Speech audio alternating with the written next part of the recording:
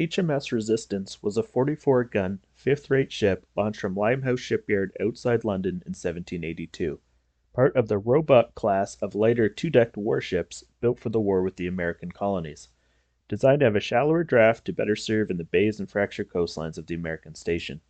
The Resistance carried 44 18-pound cannon on two decks compared to the American warships at the time, which were single-deck ships carrying 9 or 12-pound cannon.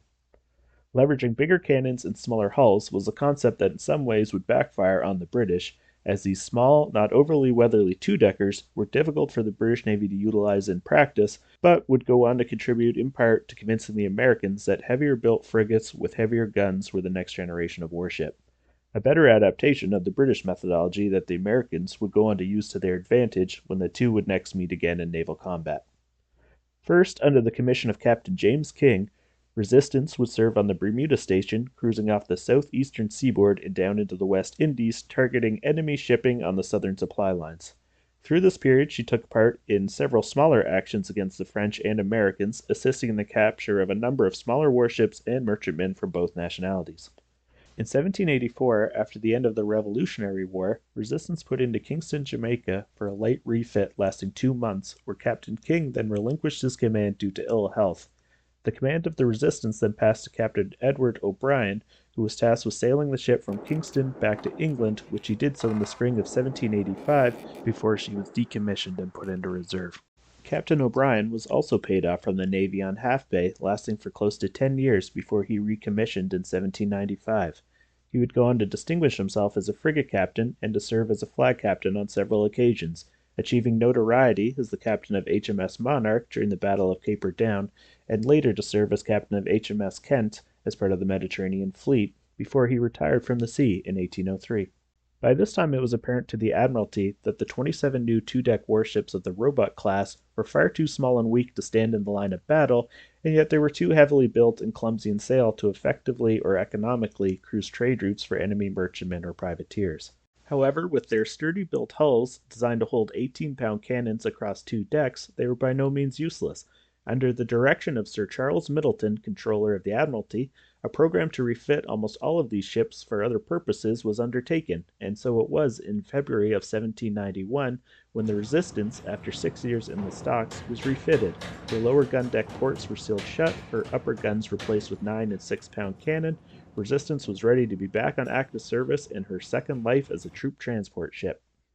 Her next role was to carry men of the 7th Regiment of Foot to Gibraltar, and then as part of the ship sailing with Prince Edward, she transported the 7th Regiment to Quebec, Canada, where the Prince was taking up the role of Commander-in-Chief of the troops in British North America. Upon successful deliverance, Resistance returned to England in the end of 1791. In July of 1793, with the start of the French Revolutionary War, command of the Resistance now passed to the Royal Navy Captain Edward Pakenham, who oversaw the ship through the next 2-month refit and rearmament, where her lower gun ports were once more opened, the 6 and 9-pounders removed, and the original complement of 44 18-pound cannon returned. Resistance was ready to begin her third life once more a naval warship. In his mid-30s, Edward Pakenham had first been appointed to command a schooner as a young lieutenant serving in the Caribbean during the American Revolutionary War, a post he held for 7 years before he was promoted to command the 16-gun sloop Zebra. He held this command until 1789 when he was ordered to return to England and was placed on half-pay. With the return of war with France, he was pleased with his appointment to command the HMS Resistance, for although slightly outdated, she represented a significant increase in size and seniority from the ships he had last commanded in the Caribbean. In late 1793, with Pakenham's prior experience of the Resistance's limitations in mind, the Admiralty sent orders for the Resistance to proceed at once to join a new squadron forming at the Cape of Good Hope under Commodore Peter Renier, who would be sailing to take up station in the East Indies. In early 1794, HMS Resistance sailed with this squadron to Mauritius, where she took part in the action against the French, resulting in the capture of the frigate Duguay-Trouin, which posed a serious threat to English commerce in the Indian Ocean, after which the squadron continued on to Bombay.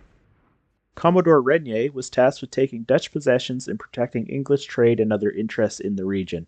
As one of the larger ships under his command, HMS Resistance took part in the capture of Malacca, tasked with attacking the Dutch ship Constantina, who beached and quickly surrendered.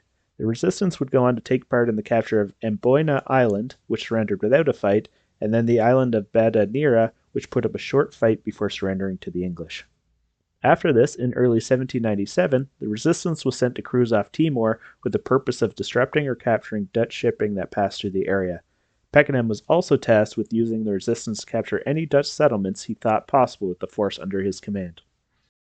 The first attempt was a confused affair. Setting his sights on the settlement of Ternate, Resistance sailed into harbor, making a bold show of force. Pakenham landed, demanding terms of surrender from the Dutch governor and his staff, but were met with polite and bemused reception, as none of the men present spoke English. The Dutch, upon gathering what the British intended, declined and indicated their intent to defend the settlement. Held to the very terms of war that Pakenham had instigated, he was obliged then to put the Resistance to sea before he could initiate an attack. Deflated, Pakenham, having lost the element of surprise, instead made off down the coast in search of easier trappings. A few weeks later, they attempted to take the settlement of Kupang, where the European governor and townsfolk agreed to surrender. However, when a party of British landed, their boat was immediately set upon by a large party of angry local natives who killed 16 members of the crew before being driven off by reinforcements from the ship. Incensed by the attack, HMS Resistance turned her guns on Kupang and opened fire, destroying and damaging much of the settlement, before under cover of a large landing party, men of the Resistance set about burning any structures that remained of Kupang. To which point there was nothing left to capture, and they once again made off under sail. Over the latter half of 1797, the Resistance cruised in her patrol area and took a number of Dutch trading sloops. The active service taking a toll on the Resistance when Pakenham relates through dispatches to the Commodore that the Resistance had recently sailed through a severe 4-day storm and the ship's rigging and masts are greatly deteriorated. In early 1798, Resistance was driven close to the Philippines and Pakenham felt obliged to put into the Spanish town of Antigua on the island of Panay after the recent storms had further damaged his rigging and he found himself dangerously low on both food and fresh water. Under a false Spanish flag to get past the guns and secure safe entry to the harbor, he then revealed his true identity and the identity of his ship, but pleaded with the townspeople for assistance, to which the Spanish authorities agreed, willing to take trade of supplies for Captain Pakenham to obtain food and water for his men. However, later in the day it became clear that the Spanish intended to renege on their promise with the sign of hostility building, forcing Resistance to cut her cable and put to sea without obtaining fresh supplies.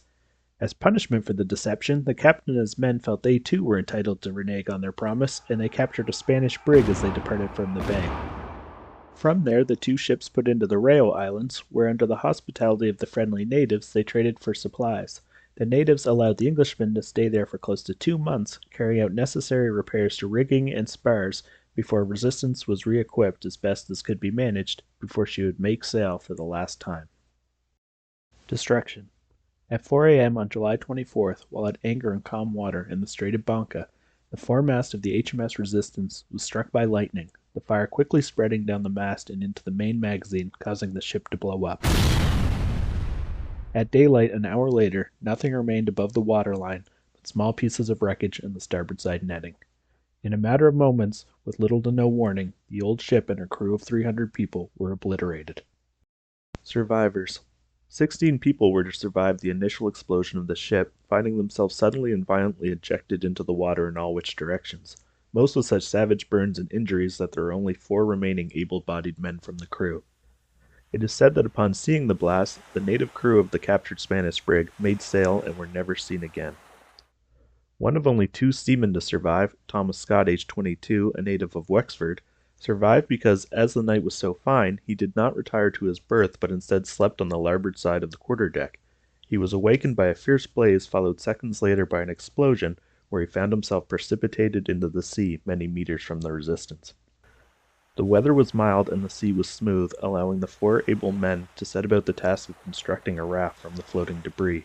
They were fortunate enough to gain the remains of Resistance's main yard, which with its rigging provided them the foundation and lashings to build a raft, and by early afternoon the 16 survivors had a small sail set up and set course the 3 leagues for the coast of Sumatra. At 7 p.m., while some distance from the shore, the weather worsened, the tides changed, and the pressures of the sea became too much for the lashings that held their raft together.